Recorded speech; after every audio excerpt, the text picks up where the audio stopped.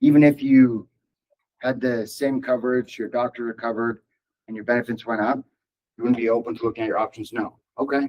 So it sounds like no matter what the benefits were, even if I could get you $1,000 a month back in your Social Security check, it wouldn't be worth a conversation. No.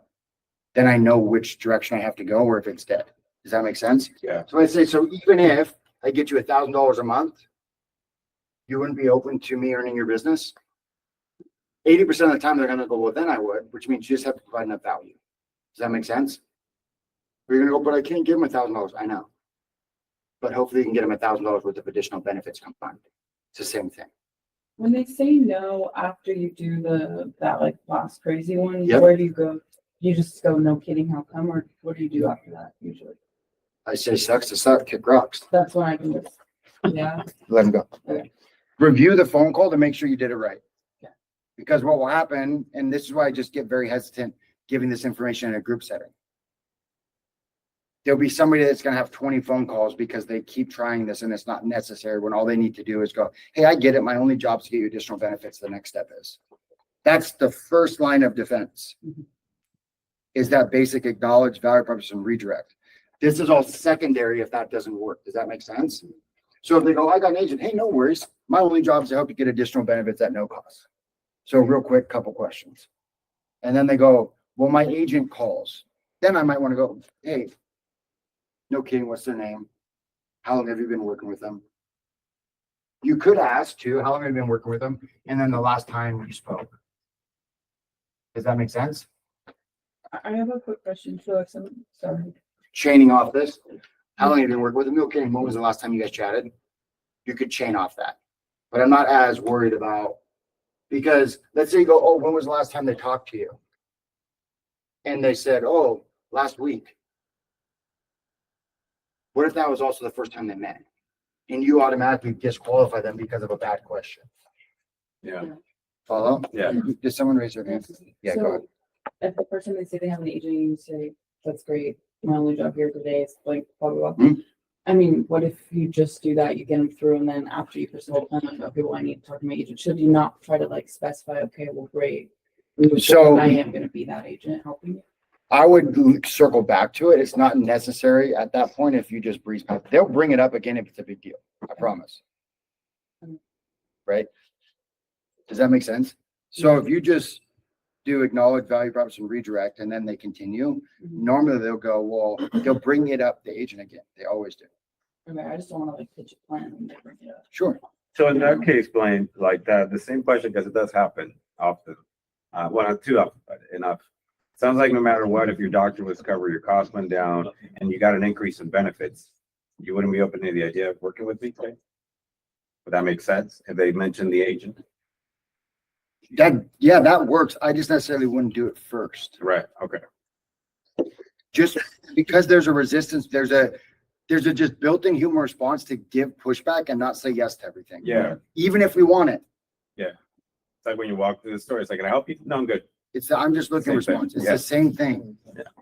Be a man, walk out, right? So that line works, but this is what I do. Acknowledge, value, and redirect. Yeah. Right? I move past it. And then I go, you had mentioned you have an agent. I'm just a little curious. In the event I can't get you that food card you called in about, would you give me the opportunity in your business? That's the word track I would Pretty use. straightforward. And then they go no. And I go, okay, so it sounds like no matter what benefits I get you, it'd be a no. Yes. Okay, so even if your doctor recovered, your costs went down, your benefits went up, it still wouldn't be worth the conversation? No. Hey, sounds like it's a no today. This is actually a word tracker today. Sounds like it's actually a no today. So it sounds like even if I could, Hail Mary, this is what I call it, get you $25,000 in dental and a full set of individual implants, you would sacrifice that to stay with Jim? Yes. Okay. Well, I would say smile all the way to the bank, but that's not going to happen.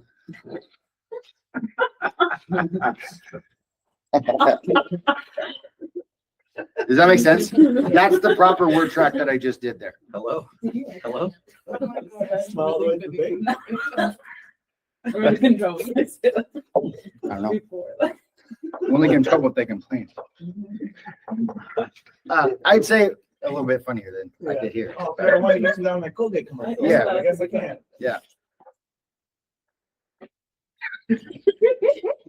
That's pretty funny. I laugh at my own jokes. Does that make sense? Yeah. Okay, so that framework is the same with I'm not changing companies. I'm not. Okay. It doesn't mean you do it in the very beginning. Just stick to the basics. Okay, I get it. My only job is this, or I hear you. My only job is this. The next step is, and then you can circle back to, hey, you had mentioned you only want to stay with Humana. I'm appointed with Humana. I'm more than happy to look to see what options they have available. But I'm a little curious. If your coverage was the same, your cost went down, and you got that additional money for food, would you be open to the idea of looking at your options outside of Humana? Because once again, it's their opinion or it's their decision, not mine. Now, if I know all I can offer is a specific company, I'm going to need to push harder in that direction. Does that make sense? Yeah. Like if I know they have Kaiser, we don't sell Kaiser. So in the very beginning, I'm going to say, Kaiser, good company. I'm more curious, how much are you paying on that Advantage plan? Kaiser plans have premiums. Wow. So if I could lower that cost from 150 to 0, get you more benefits, lower your costs, and get you a food card, would you be open to changing from Kaiser? There's no point not to be direct because we don't have that as an option.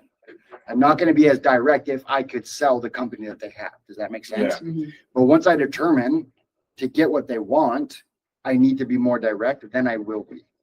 So you had mentioned you wanted a benefit.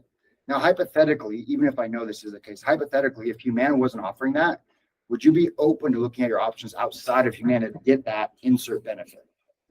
No. Hey, no worries. We can go ahead and check with Humana. I'm a little curious. How come? Oh, I love Humana. What do you like best? Everything's free.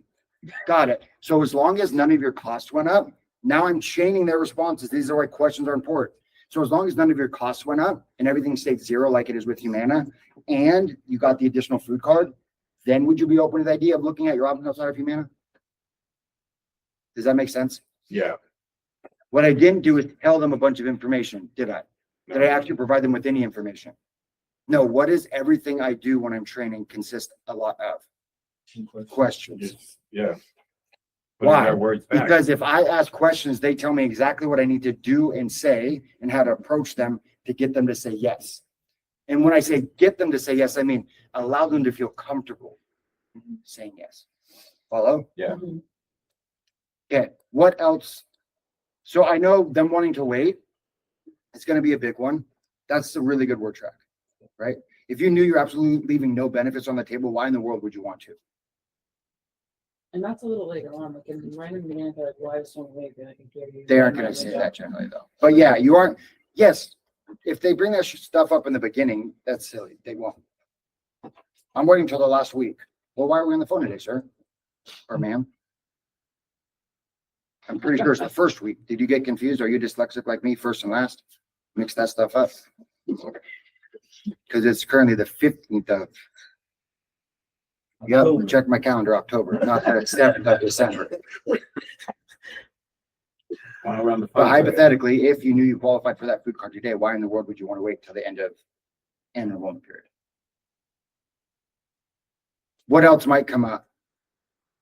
I don't know if this is a stupid question, but I No know a stupid lot of questions. the plans, like some of the 2024 plans are going away, but are all of them like going away, or can they choose to stay on their plan? Because what if they're like, well, I get more dental on this plan than what you're offering because dental is going down. So what if they're just like, no, I just want to stick to my plan. I don't want to get on a new plan because all these benefits suck.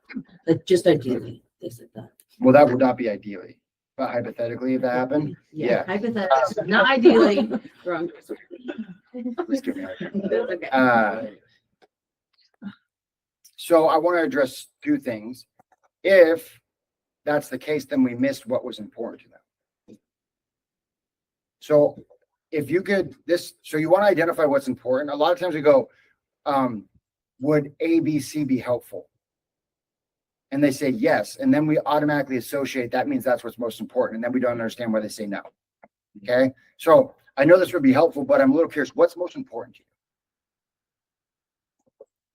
Well, I don't know. Well, an example would be, do you take a lot of medications? Doctors? Like, Then I go, okay, so let's pretend you lost all your benefits and you could only keep one. What would it be? Is everybody going to know how to answer this question or understand it? No. So if they get confused, don't keep asking because you'll make them embarrassed. They'll get upset and then you'll lose the sale. Does that make sense? Yeah. So, hey, on a scale of 10 or on a scale of 10, on a scale of 1 to 10, what would, or yeah, 1 to 10, what would be the most important benefit to you? What benefit could you not live without? These are just all questions I asked, different questions that are allowing me to try to identify the same thing, which is how can I find out what are the most important benefits to them? Because then when they get confused and they bring up dental, and I'll say, well, I get it, Bree, but you had mentioned in the very beginning that it'd be the end of the world if you lost this food card and you hadn't used your dental in 5 years. I know your dental is going down $2,500, but what would make more sense, getting an additional $600 a year for food or continuing to have dental you don't use? It's a pretty obvious answer, isn't it? Yeah. So if they say this plan sucks because of this benefit, I need to identify if they actually use that benefit. So how do we do that? Past question, yes. No kidding. Dental work, how long have you needed it? When was the last time you went? Or why haven't you got it done? A lot of times people say things are important, but they never use it. Follow? Yeah.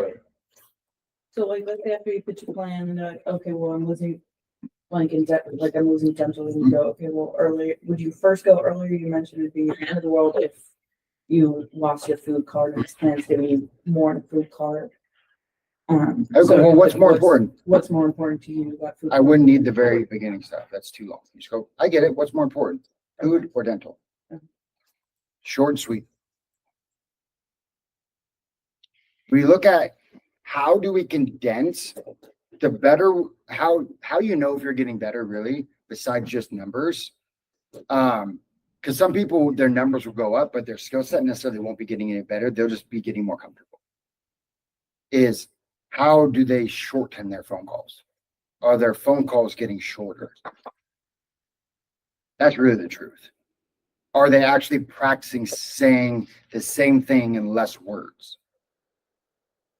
The sign of intelligence is not speaking a ton and sounding really smart. It's taking complex, and in this case, what may be not very complex, but it is to the prospects, and simplifying it in the least amount of words possible. So a good example would be, well, how's a hospital indemnity plan work? We go, well, days, blah, blah, blah, blah. No. You go to the hospital, you get a check. That's how it works.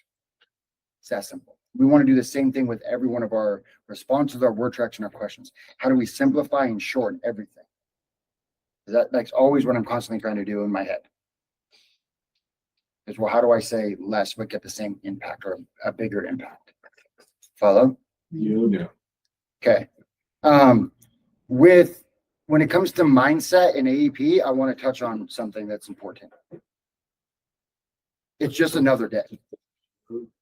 We're going to put this unnecessary stress on us because we say AEP, that all of a sudden it should be like we've been here for 3 years.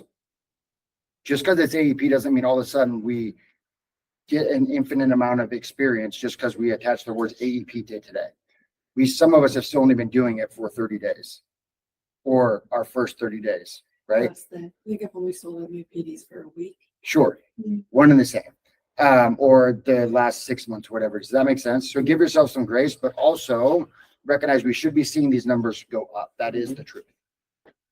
That is the truth.